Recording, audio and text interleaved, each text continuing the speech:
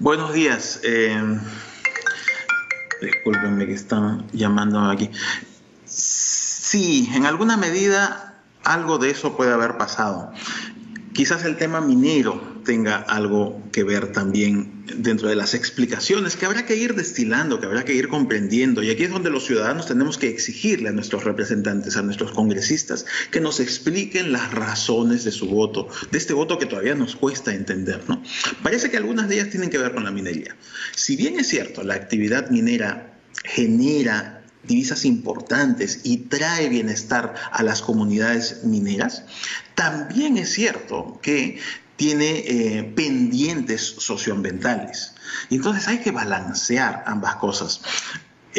Probablemente el discurso minero resultó polarizante dentro del Congreso. Y uno de los resultados que estamos viendo es esto. No basta con la tecnicalidad económica. Hay que poner esto también encapsulado dentro de la responsabilidad política. Todavía es un poco temprano como para destilar conclusiones tan claras, pero hay algunos aprendizajes que hay que ir sacando aquí. Ahora, lo que toca pensar es de cara al futuro, ¿qué es lo que nos va a unir? Tenemos que pensar en los elementos que nos van a unir, porque lo que más necesitamos urgentemente para el país es una unidad. Tenemos una crisis económica y sanitaria que resolver.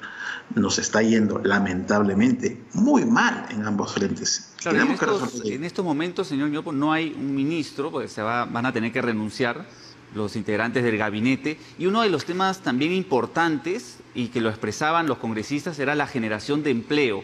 En esta oportunidad, bueno, en el transcurso de la madrugada se expuso también algunos lineamientos en torno al empleo y algunos analistas sostienen que la presencia del ministro de Trabajo también pudo haber generado muchas discrepancias con el premier Pedro Cateriano. Desde este punto de vista, ¿usted considera que se debió dar quizás más un mensaje político que técnico en la exposición que dio el señor Cateriano en el Congreso? Sí, yo creo que con el tema del ministro del Trabajo el problema ha sido otro. El problema ha sido muy anterior.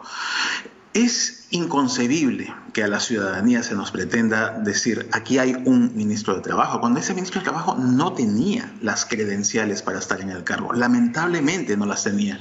Se criticó su juventud. El problema no era la juventud, el problema era la falta de experiencia, la falta de credenciales. Ojalá se aprenda esta lección y que ahora se convoque a un ministro de Trabajo mucho más sólido, mucho más experimentado, con mucho más conocimiento. El trabajo es muy importante para los hogares. 3 de cada 4 soles que están en nuestros presupuestos familiares se sustentan con lo que ganamos trabajando. El trabajo es lo más importante que podemos tener. La política de bienestar para los hogares más importante es la laboral. Entonces, ahí tiene que entenderse que necesitamos un ministro del Trabajo muy sólido, muy experimentado, con amplio conocimiento técnico, pero también con una buena y sólida base política, capaz de llevar adelante el diálogo que hoy estamos viendo nos hace falta.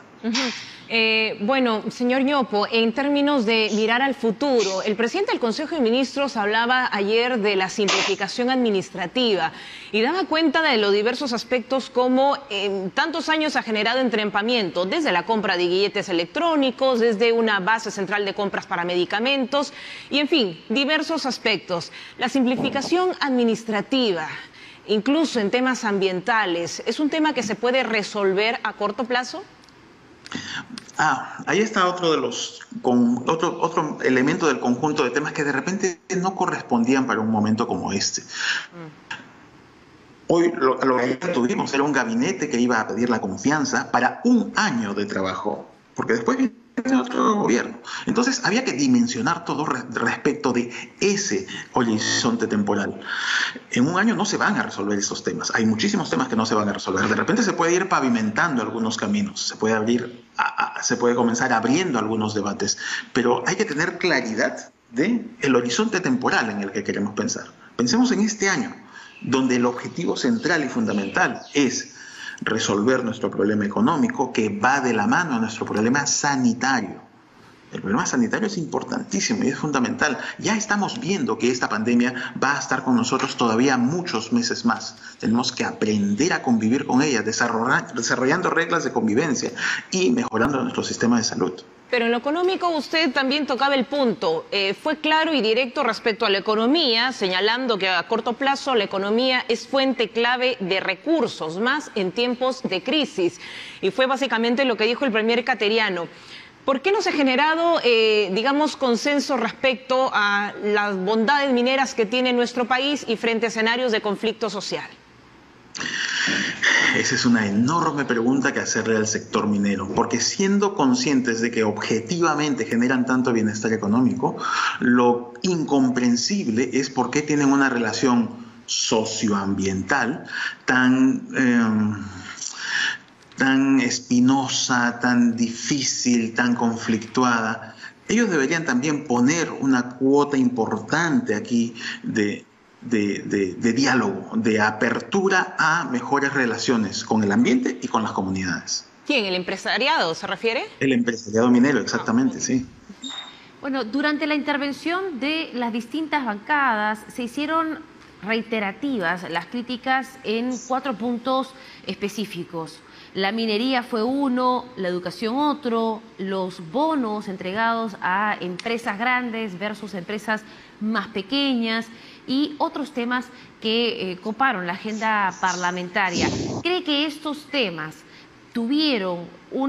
fueron abordados de manera correcta por el premier en su presentación?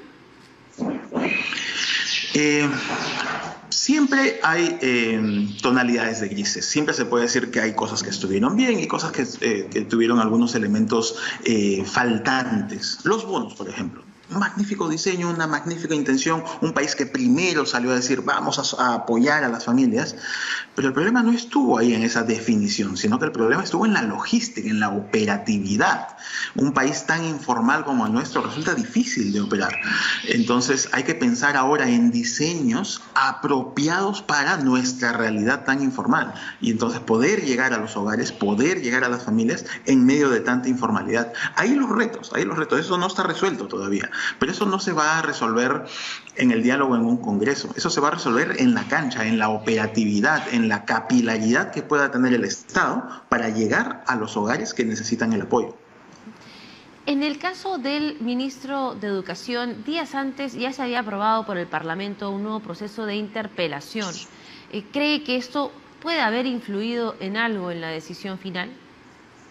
Se comenta que sí, si fuera cierto sería muy lamentable porque anteponer intereses mercantiles, de los negocios de a ciertas universidades con fines de lucro, pero con pésima calidad, anteponer esos intereses a los intereses de la nación sería muy mezquino, lamentable, triste, sucio.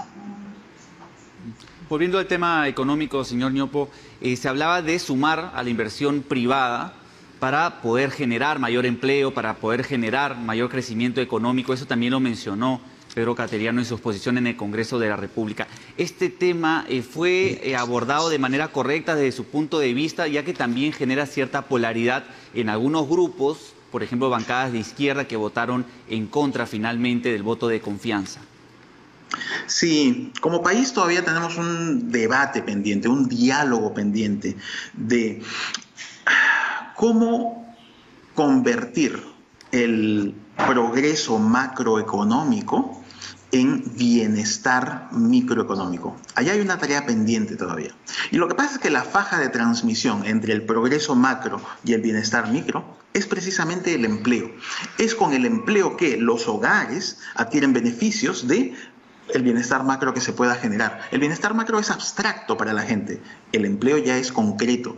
Por eso es que resulta tan importante un ministro de Trabajo técnico, sólido, consensuador, que esté realmente en el medio del mercado, que no esté de un lado o del otro. Ahí los retos, ahí nuestros pendientes.